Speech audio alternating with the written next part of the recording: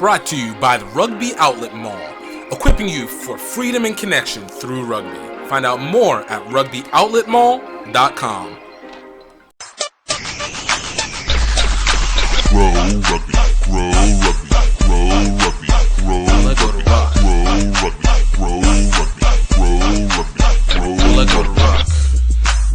Yo, what's up everybody? This is GiftTime and Bailey. Welcome to another episode of Grow Rugby. I'm glad to have you guys all here.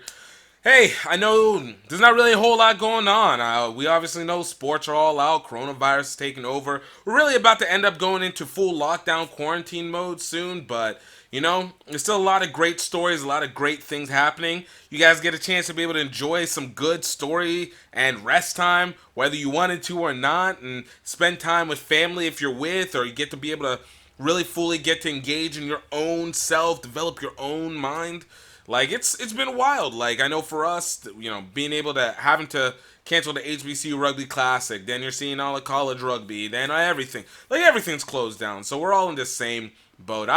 Won't lie, I'm kind of interested and inspired by this. Just kind of want to see how much we can, how much I can be able to produce on it. But you know, I'm just here. This is I always like to see where the win-win is going to end up being. And even though things can be a little bit daunting, especially with the looming recession and everything like that. Well, not looming. I guess we're already in it. It can make things feel a little bit more agitated. To say the least. But, hey, you know what? You're alive. You're here. Hopefully you're healthy. Hopefully you're doing okay. And if you're not healthy, hopefully you get better. And if you had lost, then, you know, hopefully you'll find recovery that comes within it.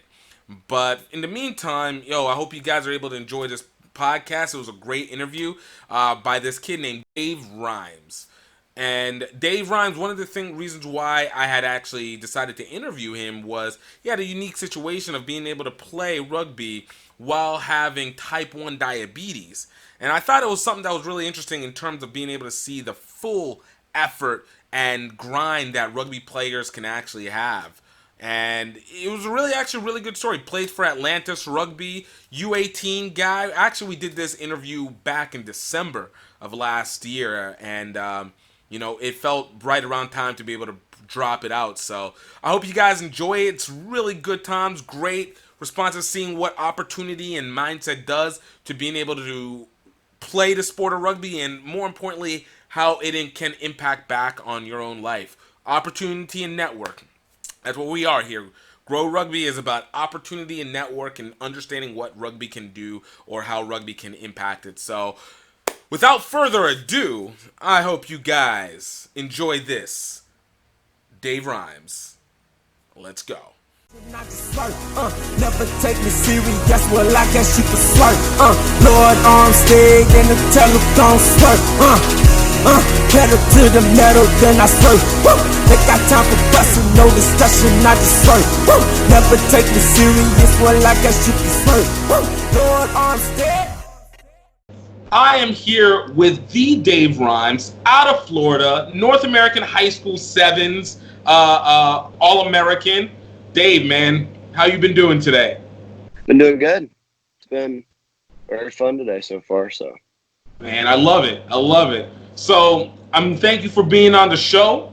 You know, you're one of the first going into 2020. This is a big year for a lot of us. This is going to be you're going into your final year, senior year. So, spring senior year, right? it is. It's about to come up. How's the senioritis feeling so far? I don't got any right now. You just gotta keep on grinding. So Yo, I like the way you think. Right, I'm already here for this.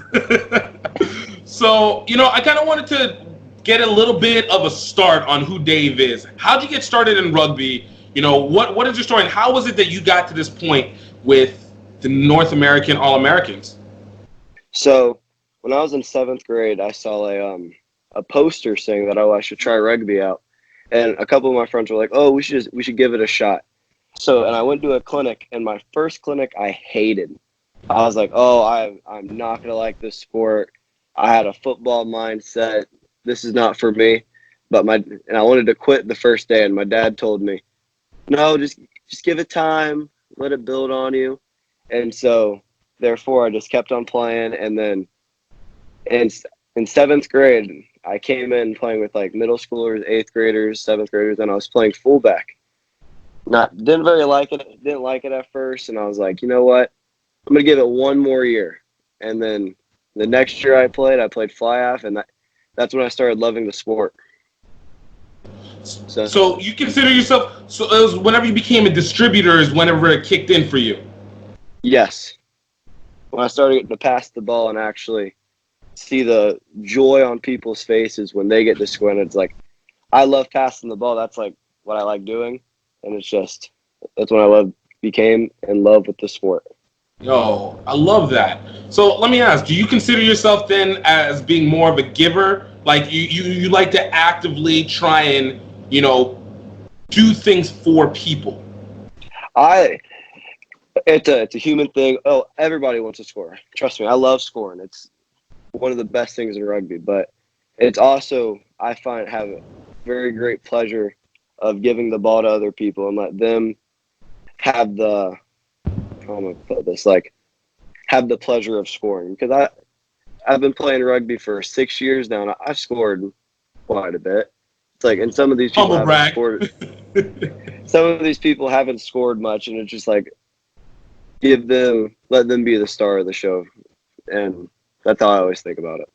No, I think that's legit. And, we always, when it comes to rugby, there's always the talk about the tenements of rugby. And obviously, generosity is part of that. Generosity and teamwork being part of that. So to know that already intrinsically, you already have that feeling. And that look, I know I can do my stuff. I have the ability. But if I can help others and get them to their spot, it only makes us all better in the end, right? Yes, 100% agree. Now, is that something that you've always had since you were younger, or is it something that you built up from your parents or environment? Like, what kind of brought that into your mindset? So when I played football, I don't like saying this, but I was always in Little League, I was always one of the better ones on the team. And so I always was told that I went from running back to a lineman. So I always know what it's like to block for the running back. And it's like some of those linemen don't get enough credit. So it's like on the rugby pitch, I want to give people the credit they deserve and let them be like the star in a sense. I think that's legit, and you're right. When it comes to football, it's the big guys who, ironically, are probably one of the most important positions because you can't pass, you can't run without them, So I think that makes perfect sense in terms of understanding that if you're in a position where you now have the opportunity to give everybody a chance, let's try and do it, because you're right. They're going to remember it. You're going to remember it. We get better as a result. I 100% agree. That's how that was always put into me by my dad was my coach, and he always drilled that into me. So I want to touch on that. So obviously you said you were a football player, running back, then lineman, which is, man, that's a heck of a change. Did you play fullback or were you a halfback? I was just we ran a single wing, and I was just a running back, and then I got moved pulling guard to block. So that's where I stood. That is wild. Like, I don't think I've ever heard that transition. I would have thought running back maybe to tight end, running back to linebacker, but running back to, kudos again. I give credit. I love blocking. Is my favorite thing to do in football. So yeah, hands down. I feel like you're one of those people that are like, look, I'm here for the one-on-one, like you versus me. Who's about to have the stronger arm on this one? Who's gonna win the technique game? That is me when it comes to football and blocking. I love it. Just comes down to heart. How much are you going to put on the field for it? So did you feel like whenever you moved over to rugby, and I love the fact that you talked about the fact that it didn't kick in for you on the first or second try. It was like the third season that you took it where it actually settled for you. So in your mindset, what was it that just didn't sit right initially for you with rugby? I didn't understand the game in a sense, and I'm that person. I like to be on, like, I have to understand the game. That's how I roll, and it's just I needed to understand. And then as soon as I flipped positions, I started to understand how the whole game flows, because rugby has a different flow than any other sport I've played. and it's just I needed to understand how the flow works and just set in from there. I think I'm the same way. I need a certain amount of information to be able to acclimate to whatever the situation is. It's just it's about roundness, right? Yes. Yeah. No, I can completely understand that one, because even whenever I started playing, I appreciate my coach for giving me at least the simplicity starting off, where it was like, okay, we'll put you at flanker and just look, here, take care of this and this marker and just don't make these mistakes. And within this box, we can work and develop you out from there. Mm-hmm. But if you're just telling me just run on the field and then go figure it out, it takes away a little bit of the zeal, because you gotta have rules to follow. Right. So you started playing, you get into it year 3.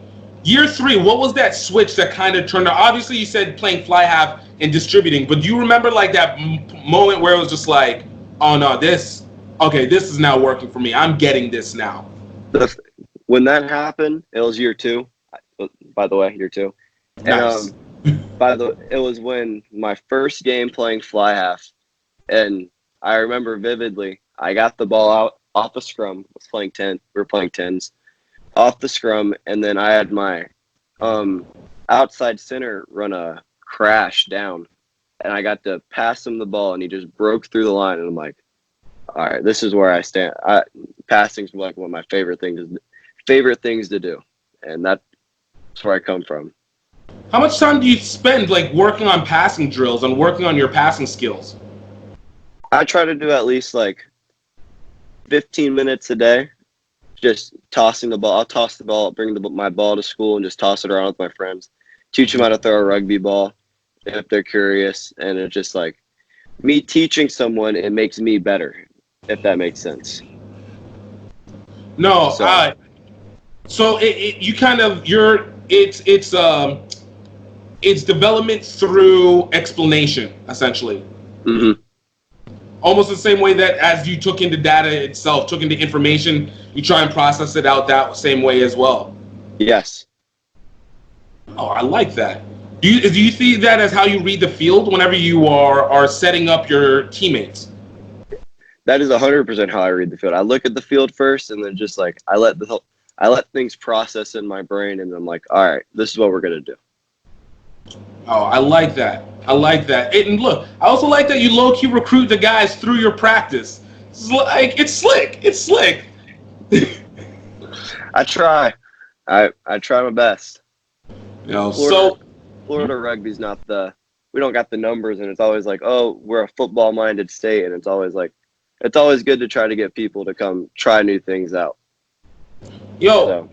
I always wonder because you're working within this age group that I think has the highest possibility of elevating rugby in this country to next levels, because you guys have one of the youngest starts for here in the U.S. and obviously we've always been a multi-sport country, so that always adds a different element to it. But I think the way that information travels, especially through social media, especially through your guys' personal interactions and how you guys utilize everything. And I say this without trying to sound old, but I ask, do you feel that that people within your grade and lower are able to grasp onto or are more willing to try out new things like rugby more easily than maybe people in the past could have, from your perspective? I do think so, because like everyone in my generation is always like, oh, let me see like your highlights. Okay, like they have all these Instagram pages that just post highlights of college football, soccer, the NFL, baseball, basketball, etc. And if they see these highlights, they're always like, oh, that makes me want to try it, in a sense. It's like, oh, let me get out there and see if I can do that. And then by them experiencing playing rugby or playing whatever sport in general, it'll catch them. It could catch them, if that makes sense. No, that makes perfect sense. And I guess, it always leads into something that I've always tried to pound, and, it's getting better now, is that rugby has the ability to be a much bigger sport by the way of digital media. social media, emails, whatever you want, because it's finally something that accesses everybody almost equally without having to worry about paying over costs or anything like that. But I don't think everybody realizes how important it is, and they'll work towards TV or anything like that. Like for you, how many of your friends, like outside of maybe football, watch TV on a regular basis? That is a good question that I have no idea. I know me personally, I don't watch a lot of TV. So it's all like the Netflix now that people watch, Hulu, Right. YouTube, and all that. So, And so I was going to say YouTube and all that. So yeah, and that proves my point. Like even in that, it's like, no, nobody really sits down to watch TV. One, nobody wants to change your time to that, but obviously you want to have access to the information in the hot plays, right? yeah. Oh, I like that. You just want to see it, not have to wait through and watch something in a sense. I can get that. So whenever you guys are setting up, all right, you're right now you're in Florida. I used to go to school out in Florida, so I know you guys are nothing but crazy out there. You're not wrong. But but you have to appreciate the appreciation for sports. So when you guys are practicing, what is the regular practice for you like? Like, what is a great developmental practice for you? How we always start, my developmental practice, I always like to start off with warming up the hands, like just run up 5 yards, stop and pass the ball backwards, because that's rugby. You're never going to pass the ball forward. You're always going to pass the ball backwards, and just teaching them, and then going into a little bit of contact here and there, and just then from there, I would say like play touch, and then because I'm a person like I like to learn on the go. Like I like doing something, stopping and learning from it. In a sense, I'm not a drill person where it's like, oh, 5 people go in front of me and you have to wait. Like I'm always like go, go, go, go, go. High intensity practices, and which the high intensity practices get you conditioned for game scenarios. So that's how I work. I think that's real. One of the things that they always say is rugby is a sport that you can't condition yourself into, but you simply have to play it to just get yourself conditioned. Well, people are like, oh, how's the conditioning? I'm like, there's not really much conditioning. They're like, what do you mean? It's like a soccer game. I'm like, no, it's a rugby game. I'm like, it's not. You can't run suicides, run Broncos really to get physically conditioned. In my opinion, you have to actually play in a game to get physically conditioned. Right. Because when you're running around, you're not taking hits. Right. And so. No, it changes up the way that you're able to impact and go with the sport. Like and a lot of people, I think that's one of the uniqueness that makes rugby so amazing. It's the fact that we know what it is to be running around for an extended period of time and getting tired. That's track, that's soccer. We also understand what it is to run in short spurts and have to hit a lot. That's football, hockey, whatever. Well, maybe not so much hockey in Florida, but hockey, whatever. But whenever you're combining the two of them together, I think it's a very underestimated concept. It's much closer to what I would say is more like UFC or boxing than it was. Yes. Yeah. If I have to explain rugby, I always say it's like a soccer and a football game put together. Right. That's how I have to explain it to people. No, I love that. Well, tell me this. Even though we just talked about conditioning and that you can't do anything really much to prepare without playing, but for you, what are some things that you do to actually keep yourself tweaked in between games? What, like, can you explain, like workouts, eating habits, or even things that you do leisurely to keep you able to recover, that keeps your body limber, that keeps you strong and lets you know that you're developing both mentally and physically? Oh, I work out practically every day. And then like today, I took a day off today and I'll stretch. I'll do quite a bit of stretching to just stay loose in a sense. And then ice baths, just cooling off after you're running, keep your feet up and just get all the lactic acids out. And just eating habits, I eat a lot of protein. Like I'll have like 2 steaks a night and etc. bunch of like potatoes, corn, vegetables, and all that. Drink a lot of water. Went full country boy on me on that one. Oh, no, but no, that's real. Like, now, I have to ask, is that something that you took from football? Is that something that you took from your dad? Or is that something that your coaches told you? Like, what gave you the direction on what you're trying to do to maintain your health and wellness? The workouts came from my football coach. And, like, he's like, I used to follow his plan working out, which I did all through football season. And then I'm like, all right, there's some things that I need to focus on more with rugby in a sense. And then the stretching part actually came from one of my trainers. He's like, oh, you should take a day off to train, to stretch. And I was like, oh, keep your body loose. I understand that. And then the eating habits came from my dad, because my dad's reading a whole book about starting strength and all that. And he's like, oh, you need to eat, do all this eating stuff. And I'm like, all right, just taking advice from people. That's how I do my thing. I was saying, do you consider yourself to be extremely coachable? I like to take in information. I'm a listener, not a talker in a sense. I don't talk a lot. I take in a lot of information and use the information that I need to use. So I would consider myself coachable. Oh, that's good. I think that's always one thing that we sometimes forget, especially sometimes rugby players that have been playing for a while. You get to a point where you understand the pattern of the game so much that you almost feel like it doesn't make any sense to listen to anybody add anything to your information, because it's like, no, I got this. But we're always learning, right? That's how I always think. It doesn't matter where you are. You can be the worst player on the team. You can be the best player on the team.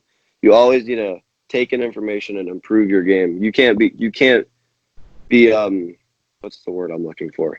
You can't be fine with being mediocre. You always want to move to the next level. That's how I think. I love that. And quick question before I move on, because you have a very interesting little story. So there's a lot of little bits and pieces that we got here, but you talked about some of the things that you like to focus on, that you said you wanted to adjust with your workout, that you had adjusted with your workout to focus on that would be better served for rugby than it was for football. What were some of those workouts that you've done that you feel has helped you in being able to increase your output with rugby? So when I work out for football, we never deadlifted. We always power cleaned. We did bench press, power clean, and squats. So I'm like, all right, those are 3 essential workouts that you need. But there's other things you can add. So I started adding deadlifting in and doing front squats and just working small muscle groups in a sense, and just doing 5x5, because my dad's book that he's reading, it's Starting Strength, and it's always saying start out, do 5x5, and it's worked for my dad. And I was like, you know what, I'm gonna give it a shot, because we always used to do like 3x8, and it's like, all right, it works, but 5x5 with my dad, it's like I've seen a big increase with my dad doing 5x5 than me doing 3x8. So you go with the results. Yes, sir. So kind of working into that, one of the things that was very unique about finding out about you, and obviously you're playing with Atlantis, and we'll go through some of the teams that you've played for over the last few years, but was in dealing with your health. You have type 1 diabetes, correct? I do. So, we're talking about something that typically happens early age, but can you kind of explain a little bit what it is that you deal with, what it is that it is for type 1 diabetes? Because ironically, not a lot of people know. So I have type 1 diabetes, which is where my pancreas does not produce insulin. So therefore, like, my blood sugar can go extremely high and extremely low. So your pancreas produces insulin, which regulates your blood sugar. And so I have to do that manually. So I have to check my sugar to know how much insulin I need to give myself because of my sugar. When I eat food, I have to look at my carbohydrates, how much insulin I have to give myself. And it's kind of like you always have to be your own pancreas, in a sense. I see. So how does that impact the way that you're able to, whenever you play? Because that has to be very iffy when it comes to dealing with any power drinks. Definitely when it comes to any meals that you get post-game, all that. Like, how do you handle that in terms of your gameplay?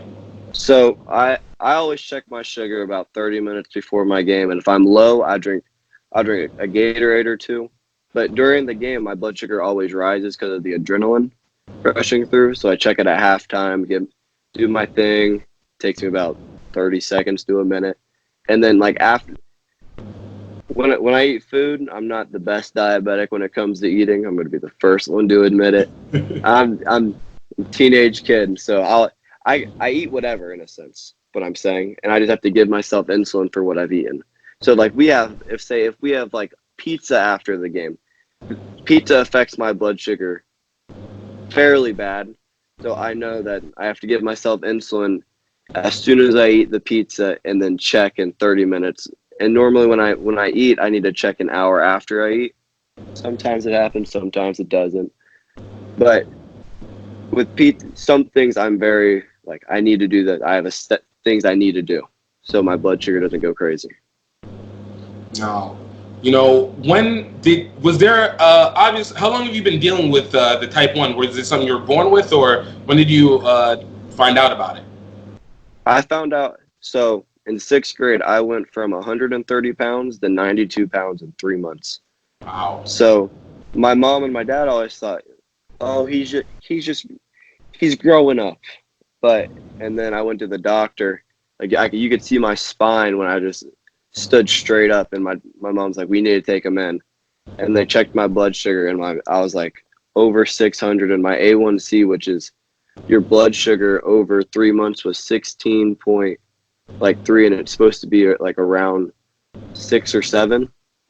And I found out then I've almost been diabetic it's been 6 or 7 years in January.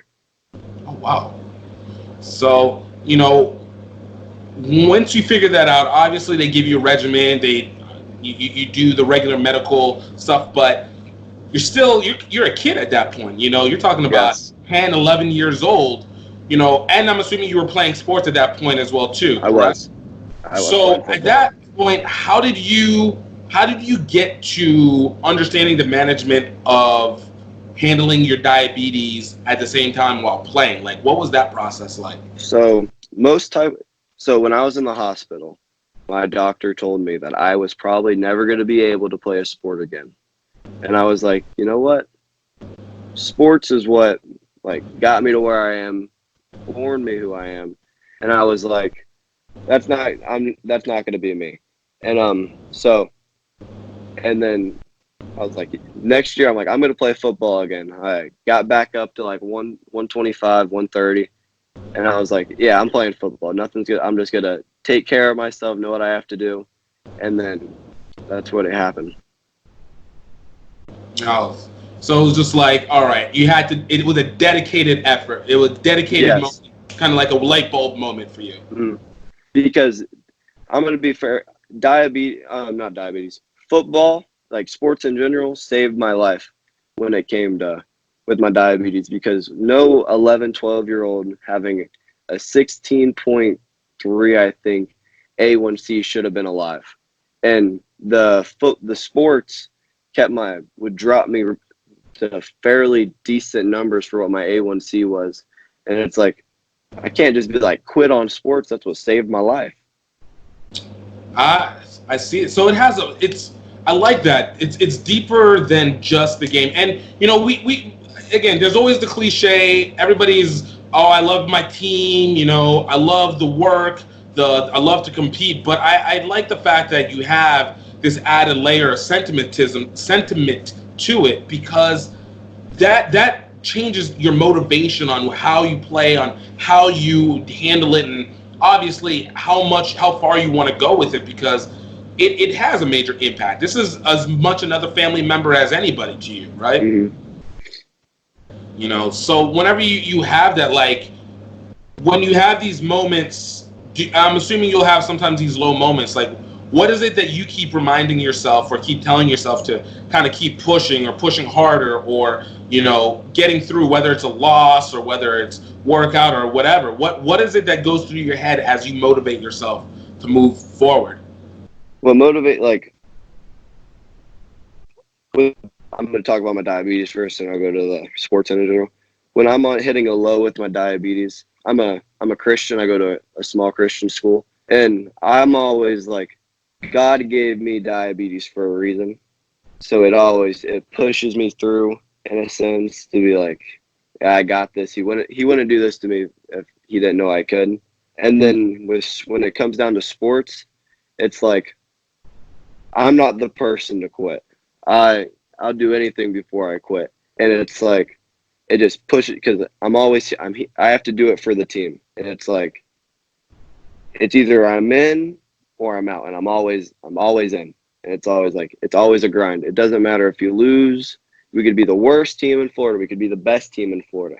You always have to do what's best for the team and put your heart out there.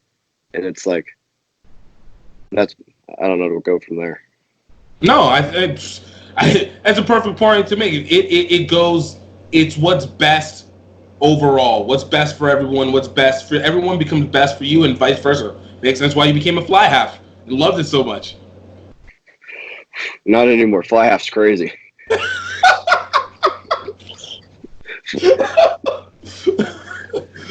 We're making changes at all levels. I had my time at fly half. 8th grade. Cut it from there. Look, it got you. It made you stay in rugby. That was what its job was to do. made me love the sport. Yo, that's what's up. So, okay, so let's kind of see where you've gone. So, since then, 6 years into this, you've played for a few teams now. Let me know, who is it that you've had the chance to be able to play for over the course of this journey? Are we going from club all the way to my highest, or no? Or absolutely. Okay, so I first started off playing rugby with the Wellington Wizards. Then I went from there to the Jupiter Sharks to play high school for 3 years, and now this year, my last year, I'm going back to the Wellington Wizards for my last senior year to play with my cousin. And but the higher teams that I've played for our Florida Juice when I was in 7th grade, 8th grade. Then I played for the Florida Elite Dragons in freshman, sophomore year. Then I got into with Atlantis, the U18 side. And then from there I got to the men's U18. Played with the North American Lions, and then I played with USA Rugby up in Toronto. Oh, so you've had a very experienced journey. Probably more experienced than a lot of people older than you, 10, 15, 20 years older than you have done in their career. So a lot of kudos to the accomplishment of being able to have these vast experiences. So with these experiences, particularly through your high school years, what are one or two of the lessons that you felt have kind of solidified into your playing repertoire that you've learned from playing with these teams? Definitely with my last trip to Barbados is that I might not be the biggest, I may not be the fastest on the field, but I can definitely compete at the higher level. Like that, I am an 18-year-old, but it's like I can play with the men, and it was just a huge confidence booster to me. And then when I went to Dubai with the North American Lions about 2 weeks ago, it was just saying, man, there is some competition in the world, because I come from Florida Rugby. Florida Rugby is not the best, and it's just like, man, there's some monsters out there that are, it's just not Florida in a sense. So, and even with Atlantis, when I first played with Atlantis on the U18 side, it was like, even then it was a shocker to me, saying like, oh man, there's some athletes in the US. And then it's like I got invited to Dubai, and I was like, man, there's some athletes in the world. So, it opens up the portrait a lot further than you would ever expect. Yes, very much so. And then it's like, even then, I'm like, man, I can compete with these boys. And it's like, it's a very like, not humbling, but it's a confidence booster in a sense for me. Because at that point it goes, yo, if I can do this, what can't I do? Practically. You know, I love that. One of the things that I've been a big advocate of is people being able to utilize rugby to open up their cultural realm a little bit wider, because I think we a lot of times get very narrowly focused into what's immediately around us. And especially if you don't go too many places outside of your regular region, you know, you're only going to think, okay, I'm the best of this area. We played some good people in your perspective. It's like, what can't I do? And this is good. But to have the experience of playing with Atlantis outside the country, and I know you played with Elite Dragons for Tropical Sevens this year, right? No, this year I played with the Atlantis U18 side. That was my first Atlantis tour. Okay. I think I might have caught you guys because I was filming for Stars Rugby Sevens, the U18s. I think you guys played them this year at Tropical Sevens in Orlando. Was it the U16? Might have been the U16. Yeah. Because I don't remember playing Stars. Okay, maybe. But yeah, okay. Tropical Sevens is big. I know who Stars is though. So yeah. Everybody knows who they are. Give credit to Liz. Yeah. So so you know, I think it's unique experience. So kind of before I talk about maybe some of the other stuff that you've done in Florida, what was it like going to Dubai? It was a eye opener with seeing the different cultures and seeing the different players. Just that, again, what I said, seeing the different levels of like athleticism. Yes. From those other athletes, it's like, man, it's an eye opener. And just saying, like, I can compete with it. It just and with the culture thing, it opens your eyes to different cultures. And it's an experience that you'll never. It's hard to explain the experience in a sense, because it's like you got to be there. It's like one of those, you got to be there. Let me ask if you know, I rugby culture has a tendency to have a lot of similarities. We kind of follow a lot of the same rules, but the way that different cultures kind of present those rules, I think, is always a unique experience. For you, you know, what was one of those maybe typical rugby traditions that you've known before, that you've seen in Florida, you've seen here in the States, that when you went to Dubai and maybe another team was doing something similar, you were just like, I recognize it, but yo, they're doing something I haven't seen before, or it's different. Was there an experience like that for you? Watching the New Zealand playing against the South African kids, saying like, you're like always like, oh, how the South Africans play rugby, it's different, and you're always like, it can't be that different. It's not that different. And then all of a sudden you're playing them and it's a whole different game, and you're like, I have never seen rugby really be played like this in a sense. And even watching, like, because it was watching the US play New Zealand, it's like you're always like, oh, you watch them and you're like, oh, that's pretty cool how they play, but watching it in person, you actually get to see how they play. You're always like, wow, it takes a lot more than what you see just on TV than passing the ball. Intricate details that you see them actually do, and it's pretty neat. Oh, like, where at that point do you start taking in your own data and like, all right, how can I mimic this and then make it my own? I do. It's just because I'm a listener, so it's always like I want to. They're like the best. They're the best from their country, and South Africa is like one of the best in the world at the moment. And it's always like, so obviously their kids are pretty good. So it's always like, let me see what they're doing that I can bring home and I can perfect, I can work on, so I can put it in my playbook. No, that's real. That's real. Did you get a chance to talk with any of the players after the games or anything like that? I did. I did get to talk to some of them, but it wasn't like a whole deep conversation because they were all going to theirs and we were going to our huddle. So it was like just a little chit chat here and there. But there's some interesting kids over there, though. No, I've always been. I always like to try and push for people to experience rugby outside the country, even if it's not in a major rugby country. Even if it's not in a major rugby country, like I always say, go out. Just go get something different than what you're dealing with in the States, because there's a whole world, and the pleasure of rugby is you actually have an excuse that's not just I just want to go do tourism. It's like it's a real situation, you know? And so, like, I always try and advocate. So I'm glad that you had that opportunity. Is it something that you think that you would do again? Maybe even not necessarily with the Lions, but try and be able to go overseas and play again.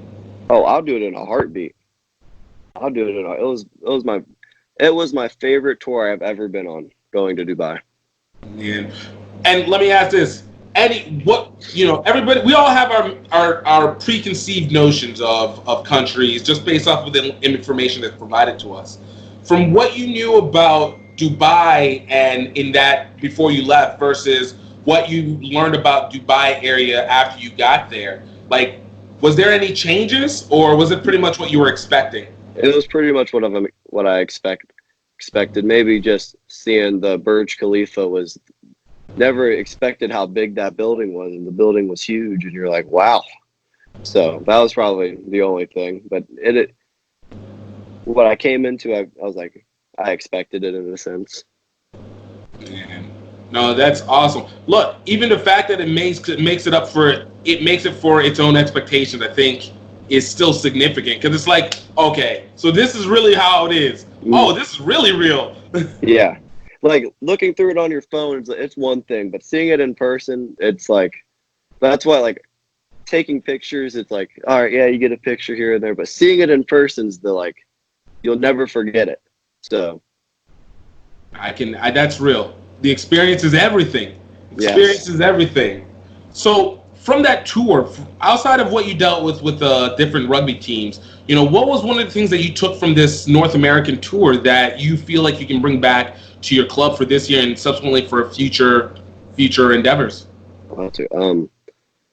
Definitely say with the like how he had our what's it called, our structure, and how, like, communication in a sense. Cause I know in rugby everyone's like, oh, we can work on our communication, but we were actually taught more like how to communicate, like a good way to communicate, and it's always good to have that. And like teaching, because when you get to those higher levels and you start to understand, you can always teach kids. It's easier to teach kids on how to do it. So if you really understand, you can be like, oh, then I can help you out in a sense, like with the small details. Because when you're up there, you're not looking at the big picture. You're looking at where are your hands pointing when you're passing. Are your guns up in a sense when you're passing the ball? Like, is your elbow up? You look for those things, and those small details paint the big picture, if that makes sense. No, that makes perfect sense. The nuances, the quote, the devil's in the details is a real thing. Mm-hmm. So it's interesting to understand, like, how nuanced the game is outside of what we always consider as the basics of just like, all right, pass the ball, make sure you're giving yourself space, make sure you're tackling correctly, make sure it goes much further into the book than you realized. It does. Very big time. So tell me, what was the process of getting onto that North American High School Lions team? So the way I got it all started with me playing with Atlantis. So me playing with Atlantis, it was my first tournament in Tropical Sevens, and I was like, oh, I have to show out. I have to do good. I have to play my game that I know how to play. So I was like, all right, playing my game. I didn't start the first game, so I was kind of like, oh, it's all right. We got the rest of the tournament to go. And then I started the next game, and I was like, all right, so time to shine. Time to play rugby how I know. And then from there, it was like doing good. We came in the championship, and we played great. We won Tropical Sevens, and I was like, all right, need to go from there. Next step. I got back invited with Atlantis to go to Utah. I'm like, all right. And then I got named co-captain in Utah with Atlantis. And then I'm going in, I played a good tournament, and then I got invited by one of my Atlantis coaches that was coaching for the USA Rugby in Toronto, for the All-Americans, and he invited me to go up there. Then I went up there. Wait, who was the coach? Greg Shore. He's one of my Atlantis coaches. And then, so I'm up there, played hooker or center the first game, then got moved to fly half again for sevens, and had a good tournament up there. And then all of a sudden, I'm in my I think I was at a football practice. I got an email from the North American Lions saying, "Oh, you've been selected to go play with the North American Lions in Dubai." And I was like, man, all those stepping stones led up to go to Dubai. And I'm like, wow. And then I was getting talked to by one of my club owners, and he's like, oh, the Atlantis U18 team, not U18, the Atlantis men's side, the Barbados needs somebody. Are you interested? I'm like, when is it? And then it was a week after Dubai. And I'm like, not a week. So I had 1 week in Dubai, 1 week in Barbados, back to back. And I'm like, you know what? I'm 18. Let's do it. And I was like, best decision of my life so far. Flex that passport. So that's how I got started with the North American Lions and ended up on the Atlantis men's side. Dude, that's awesome. You know, again, a lot of it's. I love just it's never. People always say it's coincidence, but I just love the series of work that you're putting in your time, bit by bit by bit. It's a patience game, and I think even to an extent, it doesn't seem like you were expecting, or it was necessarily an aim for you to get onto the USA, team. But it presented itself. It did. The reason why I play rugby, it's not for, let me be an All-American. Oh, not let me go to Dubai. It's because I love the sport. And if you don't love the sport, none of these things will happen for you. It's the same way in football. If something pops up in football, it's not because, I'm doing it to do that. I'm doing it. It's no, you love the game. You have to love the game to go to these higher levels.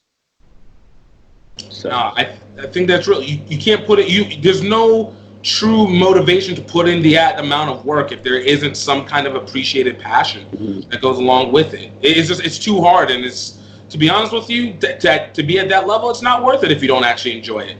Yeah. So I think that's dope, but it gives you the opportunity when you get there and you start to see where it opens up. I think that's incredible, and I love that you're able to see that, especially coming at the tail end of your high school career. Mm-hmm.